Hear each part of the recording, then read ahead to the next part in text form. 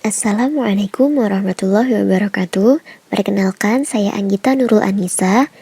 Pada kesempatan kali ini akan mempresentasikan hasil penelitian saya yang berjudul Peramalan Harga Komoditas Cabai Besar di Pulau Jawa dengan Space-Time Transfer Function Model di bawah bimbingan Ibu Dr. Anda Tasya Dina Sufyan TMSI dan Bapak Insinyur Aam Alamudi MSI. Penggunaan cabai besar di Indonesia meraih angka 1 juta ton. Plot tersebut menunjukkan bahwa konsumsi cabai besar sangatlah tinggi dan terus meningkat dari tahun ke tahun. Adanya model peramalan harga cabai besar menjadi penting bagi banyak penduduk di Indonesia. Model peramalan menggunakan data di Pulau Jawa, karena sebanyak 141 juta penduduk Indonesia tinggal di Pulau Jawa. Model peramalan harga cabai besar dibuat untuk setiap provinsi. Pengaruh spasial pada data diamati berdasarkan konsep Queen Contiguity, yaitu konsep yang mengamati pengaruh ketetanggaan terhadap harga komoditas cabai itu sendiri. Tabel hasil uji indeks peran berikut menunjukkan bahwa terdapat pengaruh spasial pada data. Cabai merupakan salah satu komoditas pangan. Harga komoditas pangan dipengaruhi oleh peubah-peubah berikut, yaitu cuaca, banyaknya produksi, luas lahan panen, dan alokasi APBN untuk sektor pertanian dan pangan.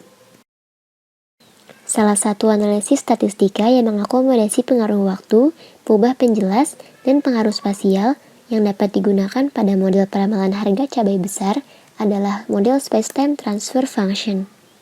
Sehingga tujuan penelitian saya adalah membangun model peramalan harga komoditas cabai besar pada setiap provinsi di Pulau Jawa dengan metode Space-Time Transfer Function.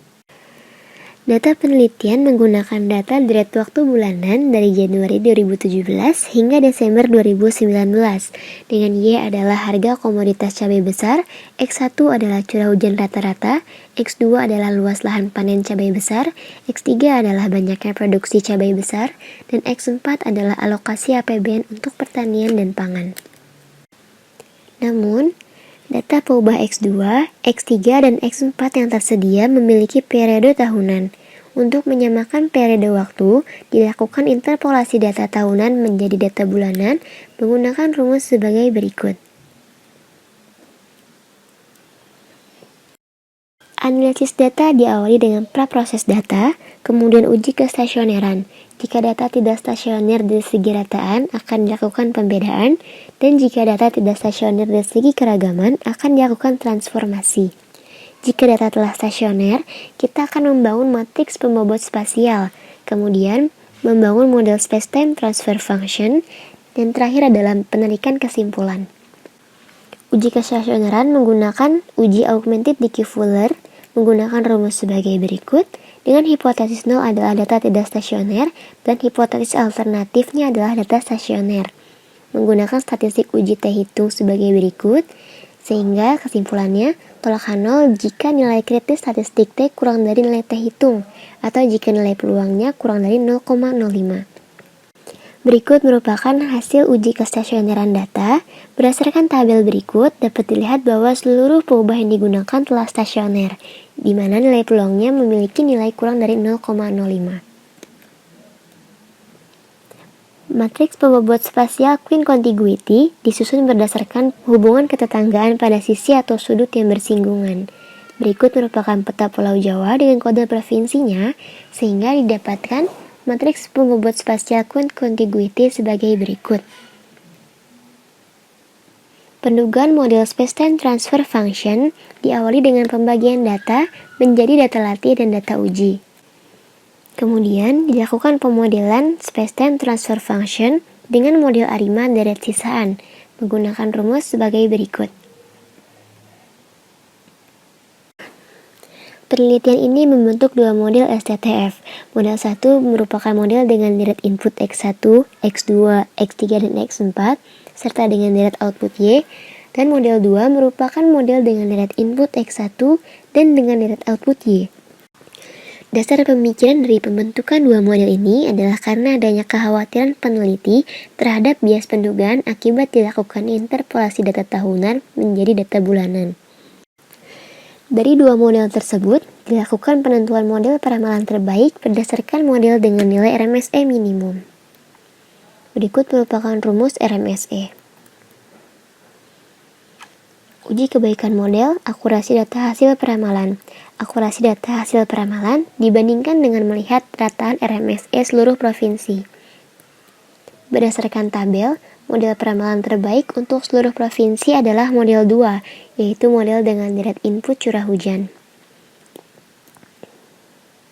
Uji kebaikan model, korelasi data hasil peramalan dengan data aktual. Nilai korelasi yang mendekati 1 menunjukkan hasil peramalan yang baik. Berdasarkan tabel, model peramalan terbaik untuk seluruh provinsi adalah model 2, yaitu model dengan deret input curah hujan. Berikut merupakan model peramalan harga komoditas cabai besar di Provinsi Banten. Berdasarkan model, terdapat distribusi cabai besar dari Provinsi Banten menuju DKI Jakarta dan Jawa Barat. Begitu pula sebaliknya. Pengaruh deret input terjadi pada leg ke-0 hingga leg ke-2, sehingga dapat disimpulkan bahwa masa tanam cabai besar di Banten tidak kurang dari 2 bulan. Berikut merupakan model untuk Provinsi DKI Jakarta. Berdasarkan model, terdapat distribusi cabai besar dari DKI Jakarta menuju Banten dan Jawa Barat, begitu pula sebaliknya. Tidak terdapat produksi cabai besar di Provinsi DKI Jakarta, sehingga pengaruh curah hujan hanya terjadi pada leg ke-0. Berikut merupakan model untuk Provinsi Jawa Barat. Berdasarkan model, terdapat distribusi cabai besar dari Jawa Barat menuju Banten, DKI Jakarta, dan Jawa Tengah, begitu pula sebaliknya. Pengaruh deret input terjadi pada leg ke-0 hingga leg ke-1, sehingga dapat disimpulkan bahwa masa tanam cabai besar di Provinsi Jawa Barat tidak kurang dari 1 bulan. Berikut merupakan model untuk Provinsi Jawa Tengah. Berdasarkan model, terdapat distribusi cabai besar dari Provinsi Jawa Tengah menuju Jawa Barat, DKI Yogyakarta, dan Jawa Timur, begitu pula sebaliknya. Pengaruh deret input terjadi pada leg ke-0 hingga leg ke-2, sehingga dapat disimpulkan bahwa masa tanam cabai besar di Provinsi Jawa Tengah tidak kurang dari 2 bulan. Berikut merupakan model untuk Provinsi DKI Yogyakarta. Berdasarkan model, terdapat distribusi cabai besar dari DKI Yogyakarta menuju Jawa Tengah, begitu pula sebaliknya. Pengaruh deret input terjadi pada leg ke-0 hingga leg ke-2, sehingga dapat disimpulkan bahwa masa tanam cabai besar di Provinsi DKI Yogyakarta tidak kurang dari 2 bulan. Yang terakhir, berikut merupakan model untuk Provinsi Jawa Timur. Berdasarkan model, terdapat distribusi cabai besar dari Provinsi Jawa Timur menuju Jawa Tengah, begitu pula sebaliknya.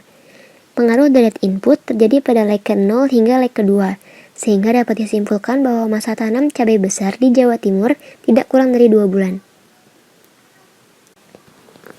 Uji diagnostik model. Dilakukan pemeriksaan asumsi non-autokorelasi pada sisaan model menggunakan uji Liung Box dengan hipotesis H0 tidak terdapat autokorelasi pada sisaan dan H1 terdapat autokorelasi pada sisaan. Terima H0 apabila nilai peluangnya lebih dari 0,05. Berdasarkan tabel, seluruh model peramalan telah memenuhi asumsi non-autokorelasi. Kesimpulan, peramalan harga komoditas cabai besar di Pulau Jawa dapat dimodelkan dengan space-time transfer function model. Model dengan deret input curah hujan rata-rata menghasilkan model terbaik. Nilai RMSE hasil peramalan model 2 sebesar Rp3.657 dan nilai korelasi antara nilai hasil peramalan dengan nilai aktual sebesar 0,982. Hal ini menunjukkan bahwa model yang dihasilkan baik untuk melakukan peramalan. Saran, untuk melakukan pemodelan harga komoditas cabai besar di Pulau Jawa, tidak disarankan untuk menggunakan data hasil interpolasi. Penambahan peubah lain seperti momen hari raya dan momen pergantian tahun dapat digunakan untuk membangun model peramalan harga komoditas cabai besar pada penelitian selanjutnya. Sekian dari saya, terima kasih atas perhatiannya. Wassalamualaikum warahmatullahi wabarakatuh.